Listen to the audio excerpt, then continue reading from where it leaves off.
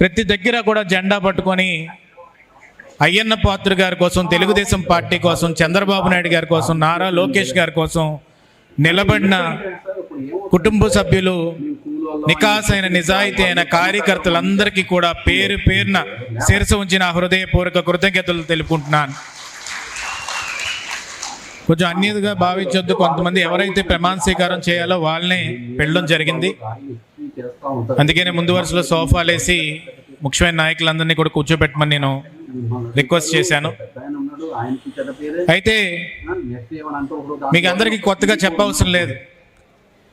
Telugu Desam party కండువ భుజం మీద వేసుకున్నప్పుడు కానీ, పసుపు రంగు కండువ భుజం మీద వేసుకున్నప్పుడు కానీ, ఆ జెండా ఎగరేసినప్పుడు కానీ గర్వంగా తలెత్తి రొమ్ము విరిచి తెలుగుదేశం పార్టీ నా పార్టీ అని చెప్పుకునే పార్టీ మన పార్టీ. ఎందుకు నేను ఈ మాట అంటున్నానంటే, ఏ పార్టీ అయినా మీరు తీసుకోండి, తండ్రి చనిపోయారనే పార్టీ పెట్టడము, తాత చనిపోయారనే నాకు ఓట్లు వేయడమో జరిగింది తప్ప, దేశంలో మీరు కాంగ్రెస్ పార్టీ తీసుకున్నా లేకపోతే రాష్ట్రంలో ఏ పార్టీ పుట్టినా కానీ కొన్ని దగ్గర అది జరిగాయి.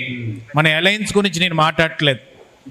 కానీ ఈరోజు మన పార్టీ విశ్వవిఖ్యాత నట సార్వభౌముడు నటరత్న డాక్టర్ నందమూరి తారక రామారావు గారు పార్టీ స్థాపించినప్పుడు తినడానికి తిండి, ఉండడానికి ఇల్లు, కట్టుకోవడానికి బట్ట అనే ఒక ఎజెండాని జెండాగా మార్చి మొట్టమొదట రాష్ట్రంలో తెలుగు జాతి అనేవాడు ప్రపంచవ్యాప్తంగా తలెత్తి గర్వంగా ఉండాలనే ఏకైక ఉద్దేశంతో, ఒక ఐడియాలజీతో, ఒక మనస్తత్వంతో, ఒక లక్ష్యంతో పెట్టిన పార్టీ తెలుగుదేశం పార్టీ.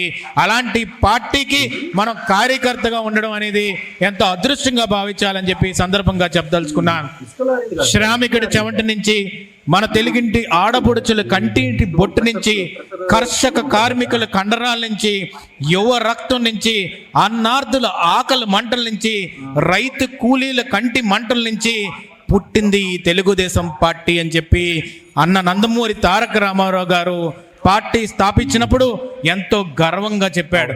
ఆ మాటలు విన్నప్పుడు, ఎందుకంటే పుట్టినప్పటి నుంచి, అవగాహన ఒప్పినప్పటి నుంచి ఈ తెలుగుదేశం పార్టీ పసుపు జెండాని చూసే పెరిగాను తప్ప ఎక్కడ కూడా వెనక్కి తగ్గలే. Please subscribe to Leo News for more videos.